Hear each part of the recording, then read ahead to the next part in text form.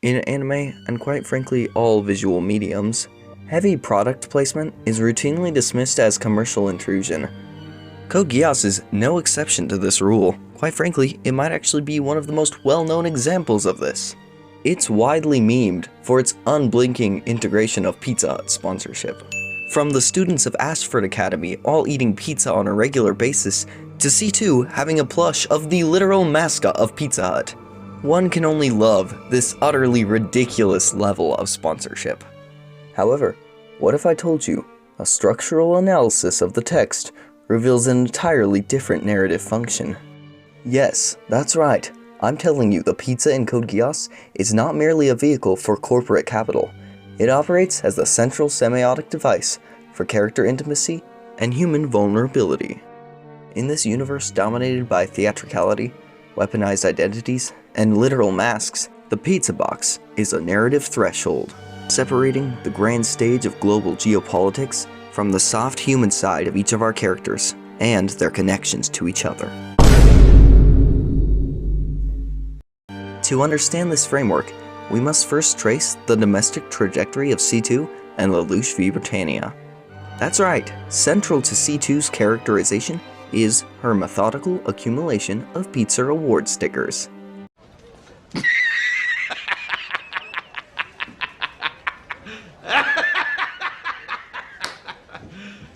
You serious? Superficially, this serves as a comedic gag. Yes, on the surface, it is a mere comedic skit in order for this show to make one laugh. This ancient, wise, immortal witch character becoming this quirky consumer obsessed with a corporate mascot. Oh man, C2's the best. Analytically, however, this accumulation functions as a visual gauge of transactional trust. You see, every pizza box delivered to C2 hiding out in Lelouch's room signifies a day survived in Lelouch and C2's covert high-stakes alliance. The pizza reward points accumulate in direct proportion to their relationship points. Think of it as kind of a romance system in a video game. One that's secretly hidden to, well, a pizza stamp collection. You see, because the power of the king is isolating Lelouch, their mutual isolation and their codependency all culminates into this ultimate acquisition of the giant cheese-kun plush. Now you see, this represents a psychological tipping point. It is the materialization of absolute emotional safety. This plush is the physical manifestation of Lelouch's protection and C2's trust in him. An object C2 clings to precisely because it symbolizes their close, safe relationship, where he sees her as the individual she is, the snarky, lazy, sarcastic individual she is. Now you see, this semiotic framework hardens during C2's profound psychological regression. When her memories are stripped away, her identity as an unyielding immortal witch collapses entirely, and she's reverted to her terrified, submissive past self. This part of the fanfiction, part of the actual plot of the actual TV show, in which this was actually written as an episode plot, using real lore, made by the creators of the show. The established terms of her existence and her contractual bond with Lelouch vanish completely. Because she no longer has her memories of him, their relationship starts over completely. It's ground zero. Crucially, the text signals this structural shift through a sudden, deliberate alteration of the food imagery. That's right, the Pizza Hut disappears.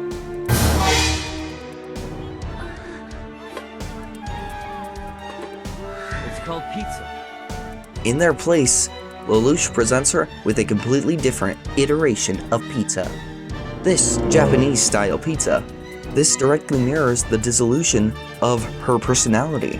Their relationship is no longer about the transactional accumulation of points or the loyalty in their contract. As Lelouch navigates her raw vulnerability and confronts her historical trauma, this new pizza style serves as a physical representation of the symbolism behind their new relationship dynamic. However, I know what you're thinking. Okay, sure, but every instance of pizza surely couldn't have symbolism. Well, you're wrong. The text does not confine this subtextual device to merely Lelouch and C2's relationships. Nay, throughout both seasons, the Ashford Academy Student Council is repeatedly depicted consuming pizza during their moments of bureaucratic leisure. This recurrent imagery functions as a structural twin to the series' famous fireworks motif. But where the fireworks serve as a theatrical manifestation of fleeting youth and tragic temporary peace, the pizza operates as a far more subtle subterranean clue. It signals Lelouch's underlying, unyielding ties to his civilian peers. To consume this food with the student council is to actively participate in the collective illusion of normalcy. But not just that. No, Lelouch actually does care about his student council members. The pizza represents his life with his friends. The pizza represents the opposite of his cold, calculated role of zero. However, Lelouch remains fundamentally tethered to them. The pizza is a direct representation of the life he is trying to protect, and the life he is destined to destroy. The absolute climax of this pizza symbolism occurs in episode 21 of the first season. An episode centered entirely around the student council by prompting of Millie Ashford to bake the world's largest 12-meter pizza. And again!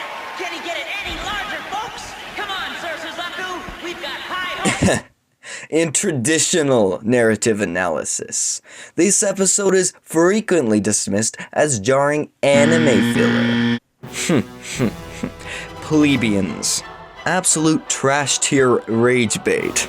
Only a true narrative analysis masterpiece would understand the director's and writer's intentions behind this scene, behind this important symbolism, behind this masterpiece of a show. Well, you've come to the right place, because I am indeed that genius. Me being the only anime YouTuber smart enough to understand all of Code Geass's narrative complexities in their entirety. It was no mistake that this episode was placed right before the Yuffie episode. Yes, the infamous blood-stained Euphemia episode. Yet, when viewed through my discerning eye and considerably high IQ, the 12-meter pizza is the ultimate thematic nexus of the series. It symbolizes perfectly Lelouch's two incompatible worlds colliding. Here, the private domestic comfort food of his secret life with C2 is scaled up into a massive public spectacle, engineered none other than Millie Ashford, and carried out by his school friends.